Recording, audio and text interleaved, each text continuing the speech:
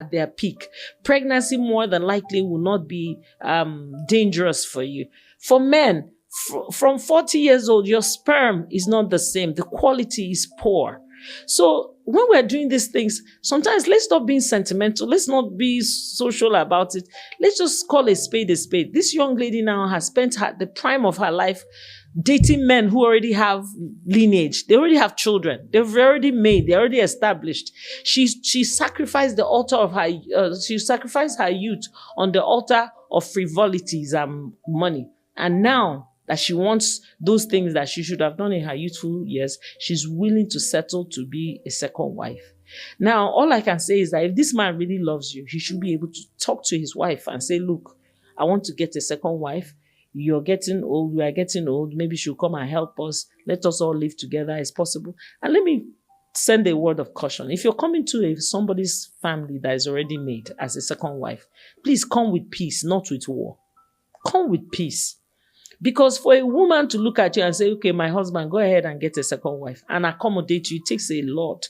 Don't come there to disrupt their home. Don't come there to cause problems for them. And maybe that's what the man is avoiding. For a man to tell you that he's not willing to divorce his wife, despite all the storytelling, oh, she's terrible, her mood, her attitude, she's not my type, she's just my friend. The excuse, oh my goodness, the deceit is high. No matter what he's telling you, the point is that they are not divorced, correct? So you are a second wife. You want a situation where you're so good to this man that he has enough confidence to tell his wife that you're a good person. I honestly believe that if the three people sit down and they agree that this will work, and the first wife can even say what she expects from me. I want you to be respectful of my person. I'm much older than you. I know a situation where the husband was in his 60s, the wife was in her late 50s, but she wasn't healthy. She was having some really serious health complications. And the second wife came in, took care of the first wife, nursed her to good health, and the three of them are living together till date in this country, peacefully together, because the first wife recognized there are things that she's not interested in, the husband is still interested in, but the second wife is able to keep the husband company. Now, that is another level of love. But what I believe is that made it work, because I know the parties involved, is that the second wife came with peace, not drama. You know, she came with peace, and that peace has reigned. The first wife also was sincere enough to say what she can and cannot take. And the husband was smart and wise enough to handle them. So to be a second wife is a communal discussion. Please, I don't know anything about second secret wives. When we were younger, people would tell you you're the second, you're my, I like you better than the other person and all that. But now that I'm older, I'm beginning to realize that real love is bold and obnoxious. If somebody loves you, they can't even manage themselves. They can't wait to tell people about you.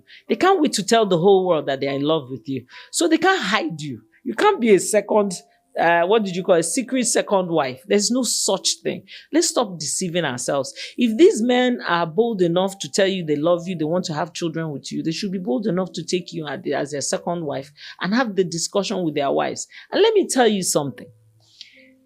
Part of the hurt of cheating and philandering is the absence of communication. You'll be surprised what real love can absorb. If the husband and wife really love themselves, they should be able to have conversations that defies human understanding because they are one. So the husband should be able to go home even if the wife is defiant. If you really love that person, it should give you the courage to have such discussions. But if you are hesitant, you should start asking yourself, why can't you have that discussion? If you were in that young girl's shoes, she's almost 40. She doesn't have a child. She perhaps has been dating you for some time. So what is in it for her? What is in it for her? You can let her go if you know that you're just looking for young people to befriend. You let her go. But when you start talking about marriage, having children, these are real serious issues. And then some men are married to women that they can't even have this discussion with at all. So if they can pull off the secret second wife, I can't even get it right. That is their own business. But I just want you to know that as you're making these decisions, you're crafting the consequences that follow. As you're making these decisions, you're crafting the consequences. So Wendy, as you're making the decision about being somebody's second wife, do it the right way. Let the wife be part of the discussion. Don't be a hidden secret. Don't be somebody's dirty laundry. You are worth so much more than that. You are worth so much. Don't let desperation define your choices, because sometimes it comes down to that. So another thing I want to ask you, Wendy, and I want to ask our audience, what happened to you? What childhood trauma made you feel like, and that's our next episode actually, but what childhood trauma made you feel like you're not worthy to be somebody's first choice? Why would you settle? You started by saying you are an attractive female, but you're not attractive enough for a man with means, somebody to have married you all this while. So you need to do some homework. What was that thing that was making you said it's to finance yourself. That tells me that you have always been somebody who goes after so much more than where you are. You're overly ambitious, or you're gluttonous, or you're covetous. You're always wanting more than what you have. So that is another dynamic. If you're always wanting more than what you have, you start looking for means to get it that are not comfortable. So for a young person to decide, I'm going to start dating young men when they are young. I'm going to date married men from when you're young, and now you're near 40, you're still dating a married man. Look inside and ask yourself, why do you feel unworthy to attract somebody who will take you as their first? Why haven't you found a man who will look at you and say, I want to marry you. I will give you my surname. You will bear my children. You establish my lineage for me. And that goes out to all these people that keep saying, oh, I want to be a second wife. No problem with that. But if you're going to be a second wife, do it the right way. Let it be bold. Let it be talked about. Let it be discussed. Let you be accepted. Because you should also have something to offer that the second wife will see reason to have you as her co-wife. You understand? But if you're going to be a hidden dirty laundry, that means something is wrong from the beginning. Maybe you're not up to the quality or standard of wife material that this man is saying, but you're perfect for a side chick. You're perfect for a hidden secret, but you may be substandard for a wife. And those are things, I know it's harsh, Wendy. Like I said, no pretense. I'm just trying to be honest. So you may want to ask yourself, what is it about your sense of self-worth that will make you feel comfortable dating a married man when you're almost 40? To the point where you want to have a child with him, you're considering being a secret second wife. You're now a child. You know what it takes to carry a child? You carry your child. You don't know what surname to give the child. It's just a mess. It's a complete mess. And these men get away with it. You didn't say much about him, but I can guess that he's probably a wealthy man. Your eye is on his money. Your eye is on his wealth. Previous episode, we talked about upgrade, all of that. But to what end?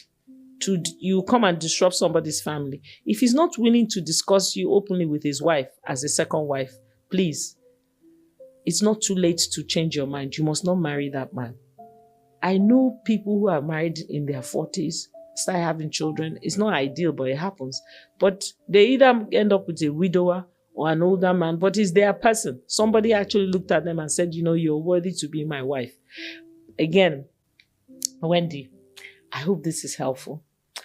Because that's where I'll be ending today. Please like, share, and subscribe to Dear IJ on YouTube, Spotify, or Apple Podcast. And remember, be healthy, be happy, and please keep it positive. And because of this episode, I'm going to say one more thing. Ladies out there, people out there, you are worthy to be loved. Real love. Not superficial, not hidden, not secrecy. You're worthy to be loved. Wendy, one more time. If you're going to be a second wife, you are worthy to be discussed. You are worthy to be contemplated. You're worthy to be a decision that husband and wife will have to contemplate on. Until next time, that's it from me.